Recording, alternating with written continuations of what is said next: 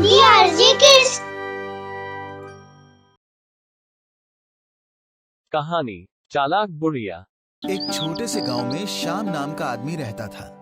उसके पास थोड़ी सी जमीन थी जिसमें फसल उगाकर वो अपने परिवार का पालन पोषण करता था। देखो तो हमारी धान की फसल कितनी अच्छी हुई है। हाँ जी, इस बार हमें पिछली बार से ज्यादा पैसे मिलेंगे अपनी फसल के। पिताजी, तब तो हम लोग अपना सारा कर्जा चुका देंगे जमींदार को। हाँ, इस बार तो लगता है सारा कर्जा चुकाकर हम अपने बाकी के खेत जमींदार से वापस ले लेंगे और फिर से कई फसलें उगाएंगे। ऐसे ही कुछ समय बीत गया। अब फसल काटने का समय आ गया, लेकिन ये क्या, अचानक बहुत बारिश होने लगी। 4 दिनों तक लगातार बारिश हुई। हे भगवान, ये मेरे साथ क्या हो गया? हमारी पूरी फसल बारिश में बर्बाद हो गई। अब हम क्या करेंगे? अब फिर से अगली फसल का इंतजार करना पड़ेगा, लेकिन अगली फसल के बीज के लिए हमारे पास पैसे भी तो नहीं है। हाँ, हमने तो सारी उम्मीद इसी फसल से लगा कर रखी थी, लेकिन अब तो वो भी नहीं है। अब क्या करूं मैं? सुनिए जी, ये मंगलसूत्र गिरवी रख के पैसे ले आइए। नहीं, मैं कहीं और से पैसे का इंतजाम करता हूं। श्याम कुछ देर सोचता है, फिर कहता है, तुम्हें याद है कुछ साल पहले मैंने अपने दोस्त किसान को कुछ रुपए दिए थे? क्यों ना उसी से मांग कर देखूं? हाँ, याद है कि आपने अपने दोस्त को रुपए दिए थे। जब आपके दोस्त को जरूरत थी तब आपने उनकी मदद की। अब हमें उनकी मदद की जरूरत है। ठीक है, मैं कल सुबह ही शहर के लिए निकल जाऊंगा ताकि रात होने से पहले वहां पहुंच जाऊं। सुबह होती है और श्याम शहर के लिए निकल जाता है, जहां उसका दोस्त किसान रहता है। चलते चलते रात हो चुकी थी, लेकिन शहर अभी दूर था। वो अभी किसी दूसरे गांव तक ही पहुंचा था। शहर तो अभी दूर है और मुझे बहुत तेज भूख लगी है। क्यों ना यहीं कुछ खा लूं। पास ही एक छोटे से घर से रोशनी आ रही थी। उसने सोचा कि शायद यहाँ कुछ खाने के लिए मिल जाए, इसलिए श्याम उस घर की तरफ चल पड़ा। दरवाजे से उसने आवाज लगाई, अंदर कोई है? घर के अंदर से किसी बुजुर्ग औरत की आवाज आई। कौन हो? इतनी रात को यहाँ क्यों आए हो? माँ जी, मैं बहुत दूर से आ रहा हूँ। मुझे बहुत भूख लगी है। क्या मुझे कुछ खाने को मिलेगा? अरे, इस वक्त मेरे पास खाने के लिए कुछ भी नहीं है। माँ, मुझे बहुत भूख लगी है। जो कुछ भी बचा हुआ आपके पास मुझे दे दो। मैं बहुत भूखा हूँ। ठीक है, मेरे पास 2 अंडे हैं, खाओगे तुम? हाँ माँ जी, मुझे खिला दो। मैं आपका एहसान कभी नहीं भूलूंगा।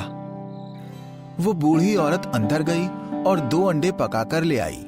श्याम अंडे खाकर बहुत खुश हुआ। माँ जी, आपने मुझे खाना दिया है, मैं इसके बदले आपको क्या दूं? 2 अंडे के तुम मुझे 5 रुपए दे दो बस। माँ जी, अभी मेरे पास पैसे नहीं हैं। मैं किसी काम से शहर जा रहा हूँ। कल वापस लौटते समय आपके पैसे दे दूंगा। आप मुझ पर भरोसा रखना। कोई बात नहीं, तुम वापस आकर पैसे दे देना। ठीक है बोलकर श्याम वहां से चला गया। थोड़ी देर बाद वो शहर में अपने दोस्त के पास पहुंचा। आओ श्याम, बहुत दिनों बाद मुलाकात हुई तुमसे। सब ठीक तो है ना? हाँ, सब ठीक है। क्या बात है श्याम, मुझे लग रहा है कि तुम मुझसे कुछ छिपा रहे हो। तुम मुझसे खुलकर बात करो, आखिर हम बचपन के दोस्त हैं। किशन, इस बार बारिश ने मेरी पूरी फसल बर्बाद कर दी। बहुत नुकसान हुआ है। अब अगली फसल के बीज के लिए मेरे पास कुछ भी रुपए नहीं है। मुझे कुछ रुपए उधार दे सकते हो? उधार? क्या बात कर रहे हो श्याम? तुम्हें याद है एक बार तुमने मुझे रुपए दिए थे जब मुझे बहुत जरूरत थी, और वो रुपए मैंने आज तक तुम्हें वापस नहीं किए। नहीं नहीं, मैं वो रुपए वापस लेने नहीं आया हूं। मैं तुम्हारी मदद करूंगा तो मुझे बहुत खुशी होगी श्याम। आज मेरे पास जो कुछ भी है सब तुम्हारी वजह से ही है। तुम्हारे दिए हुए रुपए से मैंने इस शहर में अपना काम शुरू किया और देखो आज उसी से सब कुछ है मेरे पास। किशन श्याम को पैसे देता है। रात शहर में बिताकर दूसरे दिन श्याम पैसे लेकर अपने गांव की ओर चल पड़ता है। रास्ते में उसे याद आता है कि उसे बूढ़ी अम्मा के पैसे देने हैं। ये सोचकर वो बूढ़ी औरत के घर आया और बोला, माँ जी, कल जब मैं यहाँ से गुजर रहा था तो आपने मुझे खाना खिलाया था, लेकिन मेरे पास उस खाने के पैसे नहीं थे। आज मैं पैसे देने आया हूँ। अरे, एक ही दिन में तुम्हारे पास पैसे कहाँ से आ गए? मैं शहर गया था अपने एक दोस्त से रुपए लेने। ये बोलकर उसने बूढ़ी औरत को सारी बात बताई। ये सुनकर उस बुढ़ी को पता चल गया कि इसके पास काफी पैसा है। उस औरत के मन में लालच आ गया और उसने कहा, बेटा तुम बहुत कम पैसे दे रहे हो मुझे। जब मैंने तुमसे कहा था तब इसकी कीमत 5 रुपए थी, लेकिन अब इसकी कीमत 500 रुपए है। माँ जी, 500 रुपए कैसे हो गए? बेटा जो तुमने अंडे खाए वो साधारण अंडे नहीं थे, सोने के अंडे थे। हाँ, अगर मैं उनको ना पकाती तो आज इन अंडों से मुर्गियां निकलती और कल फिर सोने के अंडे, जिन्हें बेचकर मुझे हजारों रुपए मिलते। माँ जी, ये क्या कह रही हैं आप? आपको देने के लिए उतने पैसे नहीं है मेरे पास। मैंने अपनी फसल के बीज के लिए अपने दोस्त से पैसे उधार लिए हैं। बूढ़ी औरत शाम की एक बात नहीं सुनती और गांव के सरपंच के पास उसको लेकर जाती है और सारी बात बताती है। इसका हिसाब किताब कल करेंगे। आज इसको गांव में इस पेड़ से बांध देते हैं, कल इसका फैसला होगा। शाम को चौपाल के एक पेड़ से बांध दिया जाता है। अगले दिन पूरा गांव चौपाल के पास इकट्ठा होता है। शाम को भी वहां लाया जाता है। मुझे पूरी बात बताओ कि क्या हुआ। शाम की बात सुनने के बाद सरपंच कहता है, मुझे कुछ दिन का समय और चाहिए फैसला करने के लिए। कितना समय चाहिए सरपंच जी? बस 1-2 दिन, क्योंकि कल मैंने मूंगफली बोई है। कल वो फसल तैयार हो जाएगी तो कटाई करने का काम है, फिर परसों बाजार में बेचना पड़ेगा। सरपंच जी, ये कैसे हो सकता है कि 2 दिन में मूंगफली की फसल तैयार हो जाए? जब एक दिन में अंडे से मुर्गी और फिर मुर्गी से अंडा हो सकता है तो मूंगफली क्यों नहीं? ये बात सुनकर पूरे गांव वालों को समझ में आ गया कि इस बूढ़ी औरत ने शाम को ठगने के लिए ऐसा किया। बूढ़ी औरत को अपनी गलती का एहसास होता है और वो शाम से माफी मांगती है। बेटा मुझे माफ कर दो, मैं लालच में अंधी हो गई थी। कोई बात नहीं माँ जी, मैं आपको 5 के बदले 10 रुपए दे देता हूँ, क्योंकि आपने मुझे तब खाना खिलाया था जब मुझे जरूरत थी। इसके बाद शाम अपने गांव आता है और अपनी पत्नी और बेटे को सारी बात बताता है। कोई बात नहीं, अंत भला तो सब भला। आखिर सरपंच जी ने न्याय कर ही दिया। हाँ, चलो अब हम अपनी दूसरी फसल बोने की तैयारी करेंगे। दूसरे दिन शाम बाजार से नए बीज लाने जाता है।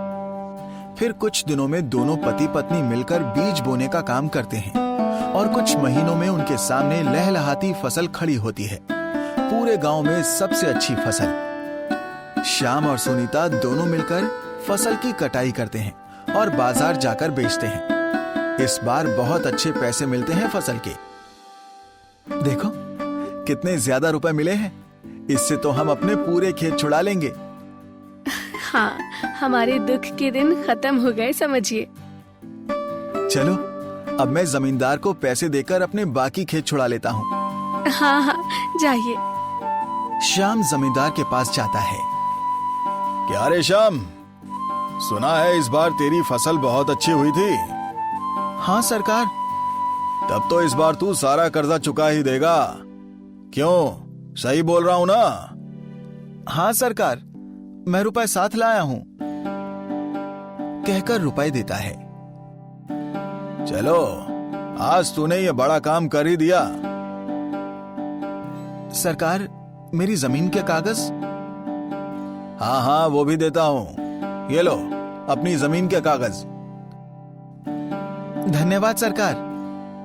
श्याम जमीन के कागजात लेकर घर आता है।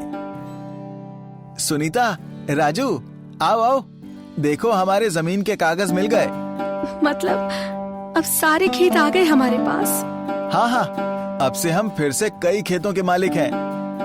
तब तो पिताजी अब आप ट्रैक्टर खरीदोगे ना? हाँ बेटा, ट्रैक्टर भी ले लेंगे, लेकिन उससे पहले बाजार से मिठाई लेकर आता हूँ। आज बहुत सालों के बाद यहाँ खुशी आई है हमारे घर में। पिताजी, मैं भी आपके साथ बाजार चलूंगा। ठीक है, चलो।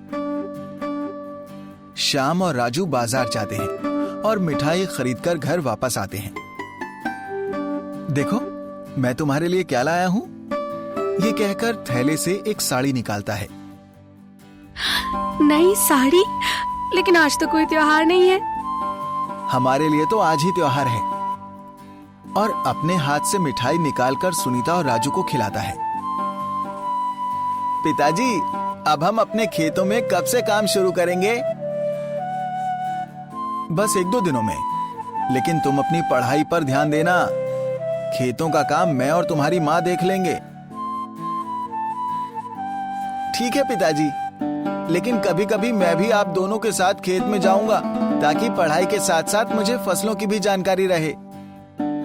क्या बात है, हमारा बेटा कितना समझदार है। फिर तीनों हंसते हुए मिठाई खाते हैं।